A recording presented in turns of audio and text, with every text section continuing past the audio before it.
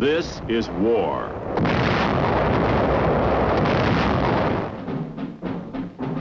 War and its masses. War and its men.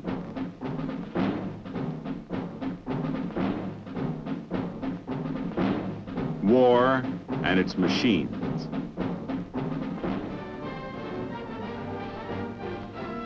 Together they form the big picture.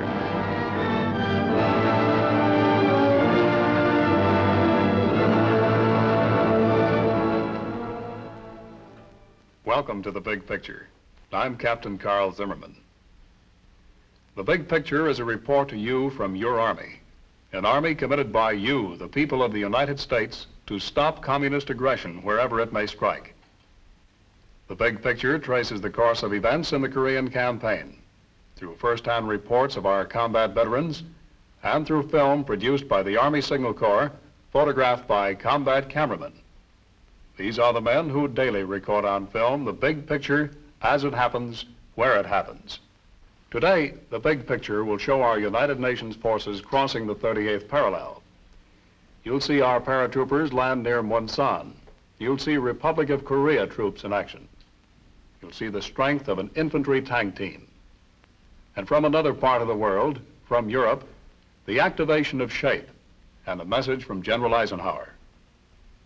And later in our program, you'll hear from two Army soldiers from the 1st Cavalry Division, Warrant Officer Sam Putterbaugh and Private First Class Jim Vines. But now for part of the big picture, let's go back to March 20th, 1951. As of 20 March, UN ground forces on all fronts are pushing slowly and methodically northward toward the 38th parallel. They meet only light resistance as the Chinese communists fall back. On 21 March, Chuncheon falls without a fight. In an attempt to speed up the offensive and trap the large enemy force guarding the approaches to Pyongyang, the 187th Regimental Combat Team parachutes behind enemy lines in the MUNSAN area, just 12 miles below the parallel. At the same time, other UN forces drive northward along a 15-mile front above Seoul to meet them. However, the main body of the communist troops escape the trap. By 31 March, South Korean forces in the east have already crossed the parallel and are moving inland from Yongbyon. In the west, a U.S. tank column crosses the 38th parallel north of Seoul. Meanwhile, UN naval forces patrol the East Korean waters, harassing enemy transport and troop movements along the coast, and bombarding key communist traffic hubs. Allied ground troops continue their cautious advance into enemy territory, and on 18 April, after days of bloody fighting, UN troops in the central sector capture the strategic Hwachon Dam and enter the town of Hwachon. As of 20 April, the Chinese communists are continuing to fall back all along the front with heavy casualties. But their resistance becomes stronger as UN troops approach the huge enemy concentrations that have been massed below Wonsan for the long-expected counteroffensive. During this 30-day period, the greatest aerial battle of the Korean War took place with over 225 bombers and fighters involved. 8 enemy jets are destroyed, no friendly fighters are lost.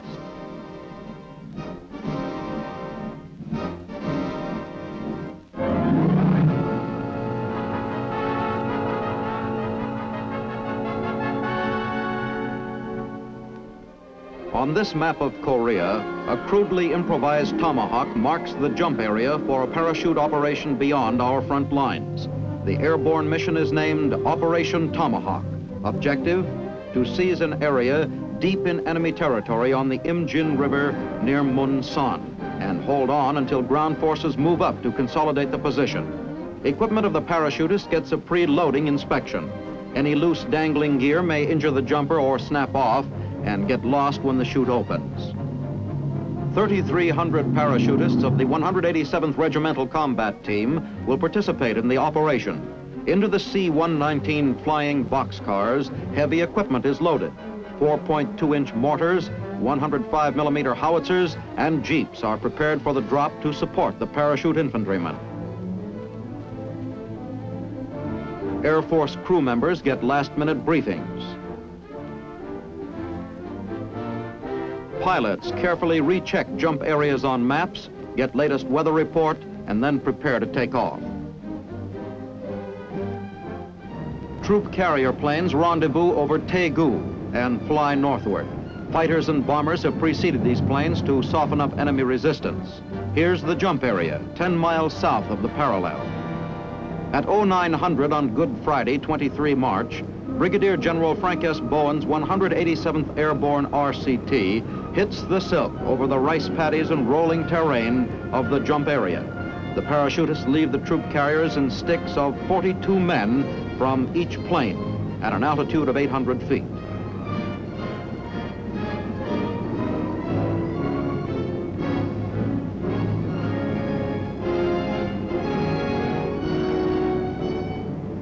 As soon as all parachute personnel have jumped, the flying boxcars start delivering the heavy equipment.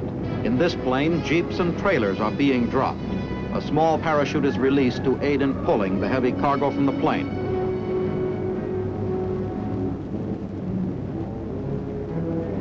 More equipment and supplies are dropped as the parachutists quickly assemble and organize on the ground. The North Korean First Corps, believed to be in this area, had vanished.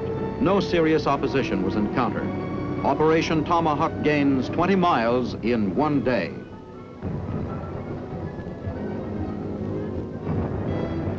Just before nightfall, the first tanks of the 24th Infantry Division link up with the parachutists.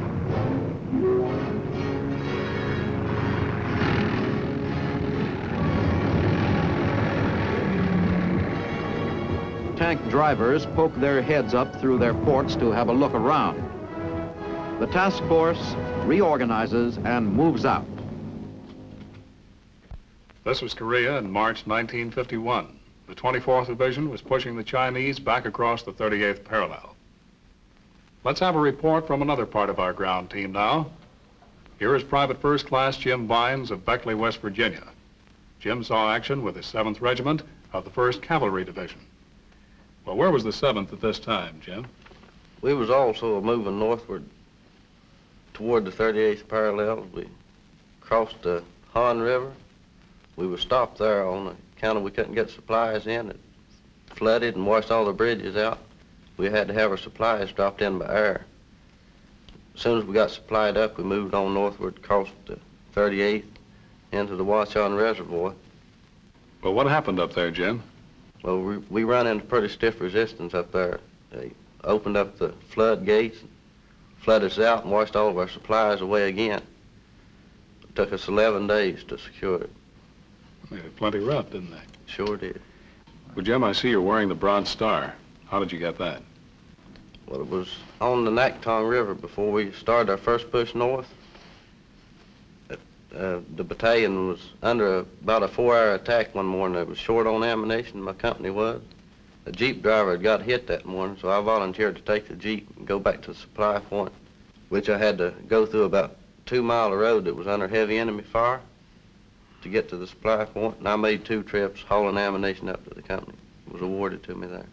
Mm-hmm. They keep you on as Jeep driver then, Jim? Yes, sir. I drove a Jeep the rest of the time in Korea. I guess they figured this guy Vines can really carry the mail. And carry the mail is one of the things you did do, wasn't it? Yes, sir. Carried mail, rations, You were a very clean clothing. very popular man, Jim. Well, let's get back and talk about these hills in Korea once again. It's pretty hard to get these Chinese out of their holes, wasn't it? Yes, sir. They dig in so deep that most of them didn't even get out. Just killed them right in their hole. Well, what's one of the best weapons to get them out, Jim? About the only thing can get down into them is napalm. Burn them out. Well, how close to our lines do they drop that stuff? Well, I've seen it dropped in closest to 100 yards, sometimes probably closer. But it's good for the morale to see it come down, huh? Sure is. Well, Jim, you saw plenty of napalm drops in Korea. Let's watch now as napalm helps the 24th Division in their advance. While foot troops move up, tactical air makes a coordinated strike against the enemy's hastily constructed fortified positions in the hills.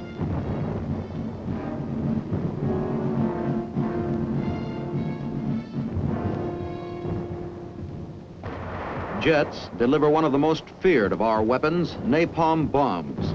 These jellied gasoline bombs have proved highly successful in flushing the enemy from prepared positions.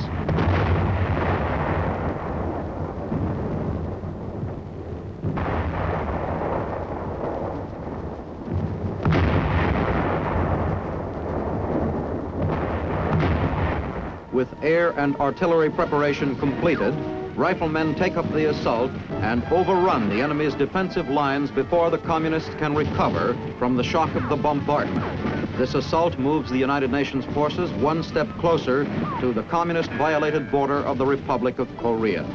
The enemy increases his defensive fires, resisting stubbornly, sometimes fanatically, as the area of the 38th parallel becomes a battleground for the fourth time since the war started last June.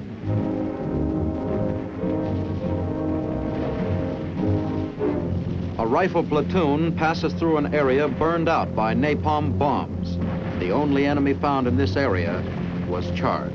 An automatic rifleman spots a target of opportunity and opens fire, and a 3.5-inch bazooka team is engaged in neutralizing defensive positions.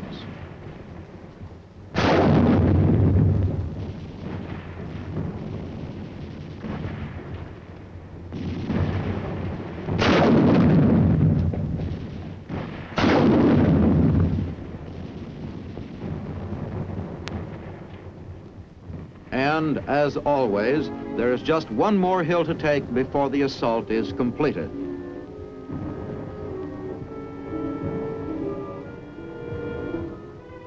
After the objective is overrun and the units reorganize, the men fight off the chill of the mountain climate.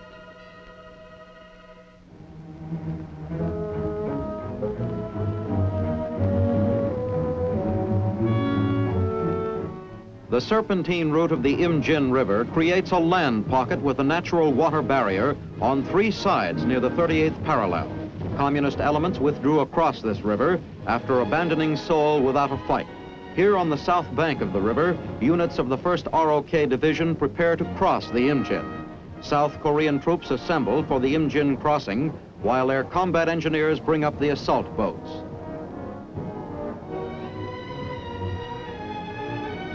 Brigadier General Paik Sun-yup, commanding general of the 1st R.O.K. Division, supervises the operation which was planned by his staff officers.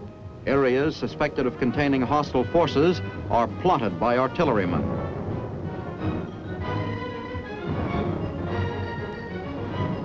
The South Koreans request a fire mission from U.S. forces to support the river crossing.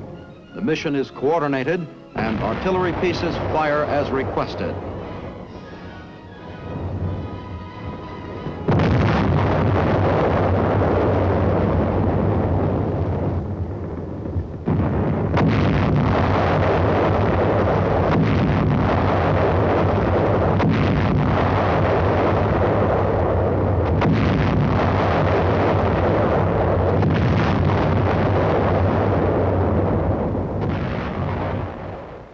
Immediately following the softening up artillery fire in the area north of the IMJIN, the R.O.K. troops load into assault boats and paddle across the river as enemy small arms fire harasses the operation. Enemy forces on the north bank, scouted earlier by a patrol, are estimated to be in company strength. This crossing is being made near the site where the main Allied supply road spanned the IMJIN last year when United Nations forces were fighting in the Pyongyang area to the north.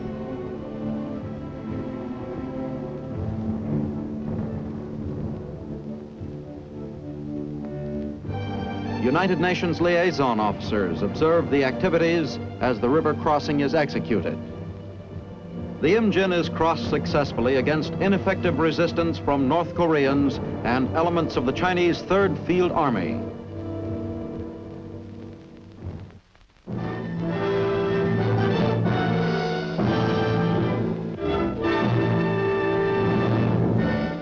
In the shadow of Paris's famed Arc de Triomphe, General of the Army Dwight D. Eisenhower takes command of Supreme Headquarters, Allied Powers, Europe, at his temporary headquarters in the Hotel Astoria.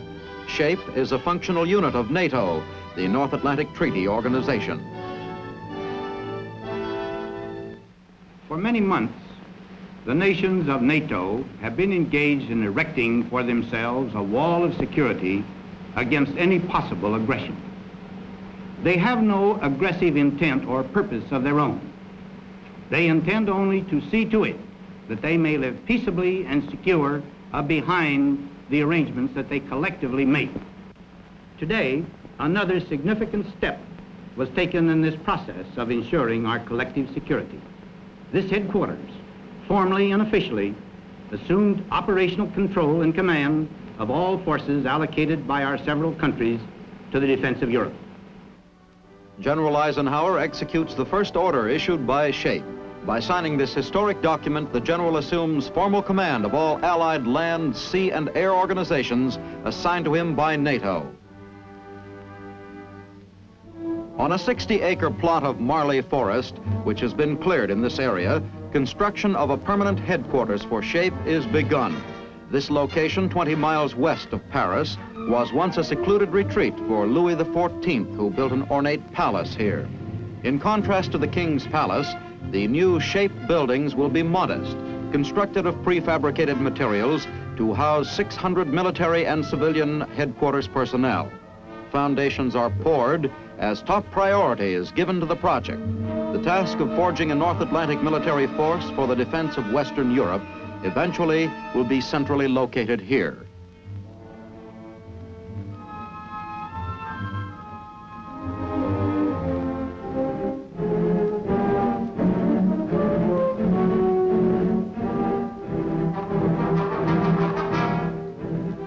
This is the beginning of a tank infantry team assault deep into enemy-held territory. Here in an undisclosed area north of Seoul, an attack order is issued for a tank infantry patrol.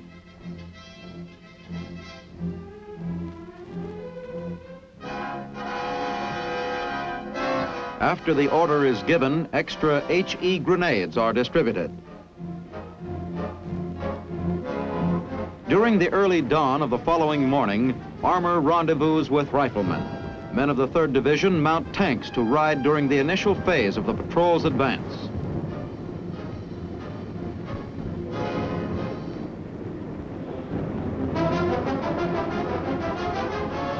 Mission of the tank infantry team: cross IMJIN River, probe communist defenses beyond the 38th parallel, and report back on his dispositions and equipment.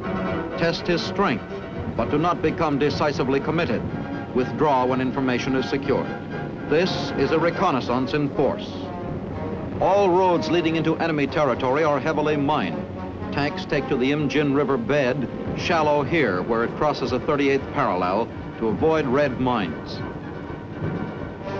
Abandoned communist trucks are found in the river.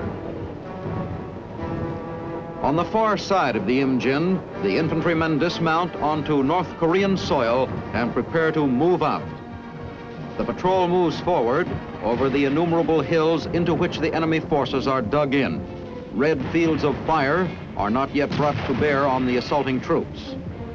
An enemy position is engaged. Extra grenades issued the night before now come in handy as the riflemen close with a defensive outpost.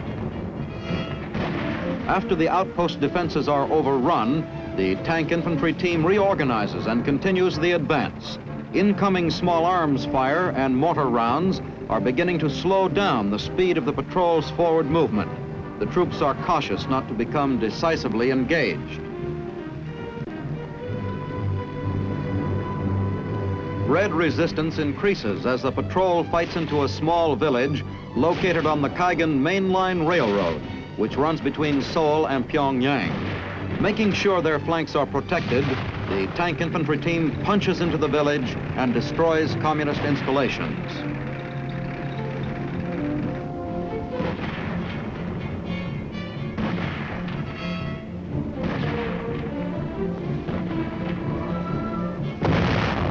By late afternoon, this reconnaissance in force completes its mission and returns safely to its base. That was the 8th Army's 1-2 punch, the infantry tank team. The Chinese and North Koreans got to know it very well as time went on.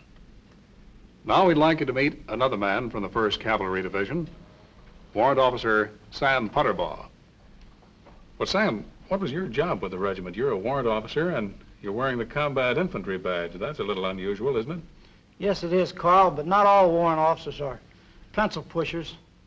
When we got to Korea, our high rate of casualties amongst the officers, my battalion commander had to utilize what he had, so I was used as a combat platoon leader, and that made me eligible for the combat infantry badge. Well, evidently, Sam, you've done pretty well in that job, too. You're wearing the Bronze Star with cluster. Well, you saw action in World War II, didn't you? Yes, I did, Carl. Well, have we seen a lot of improvement since that time?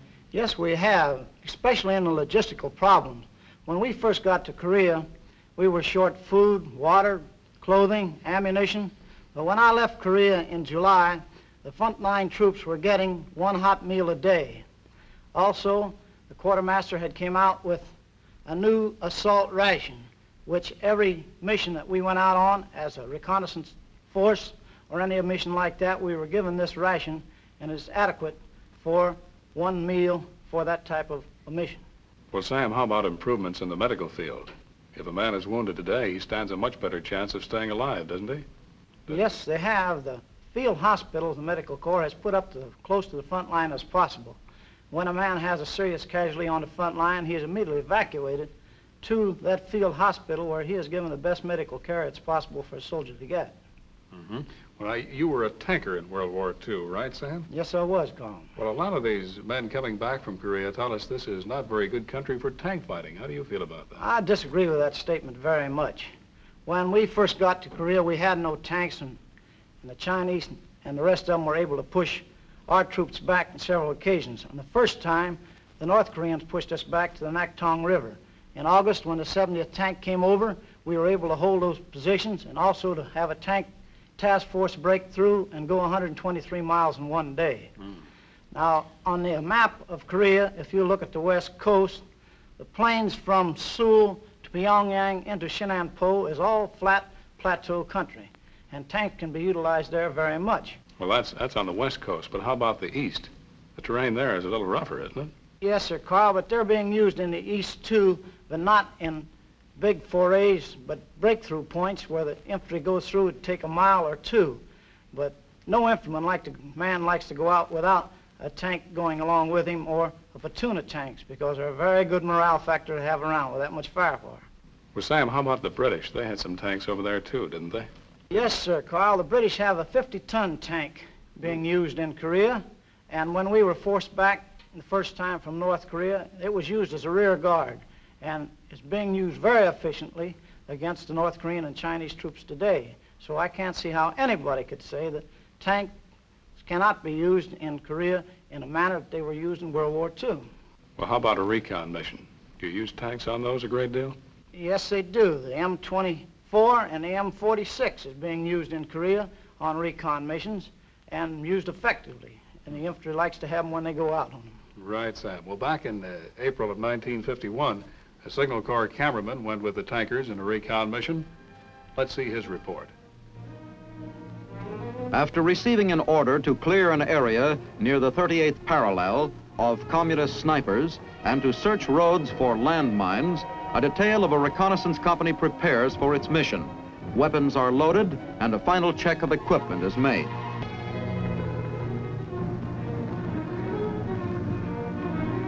The tank convoy gets underway.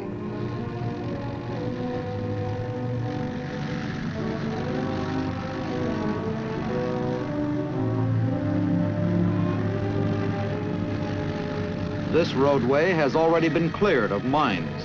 The men keep alert for enemy snipers. All bridges over streams and rivers have been destroyed by the withdrawing communist forces. Tanks ford streams at the shallowest points. Foot troops precede the tanks, searching for landmines.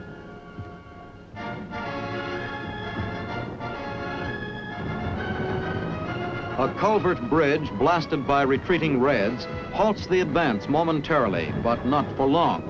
Engineer troops measure the distance to estimate bridging materials required to span the gully. In no mood to wait, a tank bypasses the wrecked bridge and presses out a detour. The tonnage of the tank smashes a new road that leads through a small village on the far side.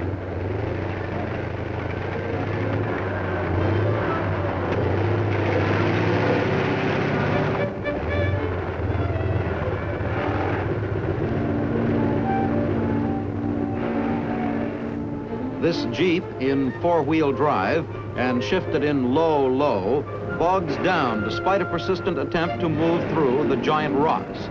The much heavier tank returns to smooth out the steep approaches and the rocky terrain.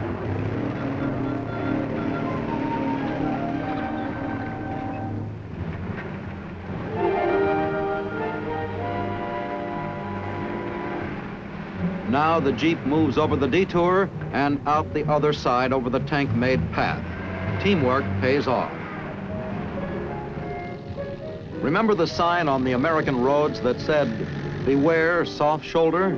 Well, here's what it can mean in Korea. Another tank moves up to the disabled one, but can be of no assistance.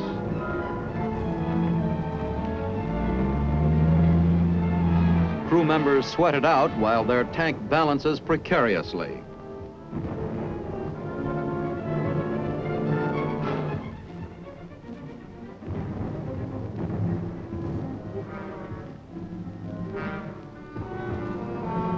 Chinese surrender leaflets are found in the vicinity of the disabled tank, and tankers read the propaganda through curious but distrusting eyes. The usual reaction to these propaganda leaflets is the traditional but appropriate nuts. After radioing for a tank retriever, the recon detail moves on to accomplish its mission. Those were the events that comprised the big picture from March 20th to April 20th, 1951. Our thanks to Warrant Officer Sam Putterbaugh and PFC Jim Vines of the 1st Cavalry Division for being with us. Next week, the big picture will show the United Nations forces withdrawing in the face of a Red offensive. You'll see the Lincoln Line established north of Seoul. You'll see our troops hold on to that line and later break out in an air-ground assault. And you'll hear from another combat veteran, an Army soldier who saw, as it happened, a part of the big picture. This is Captain Carl Zimmerman inviting you to be with us then.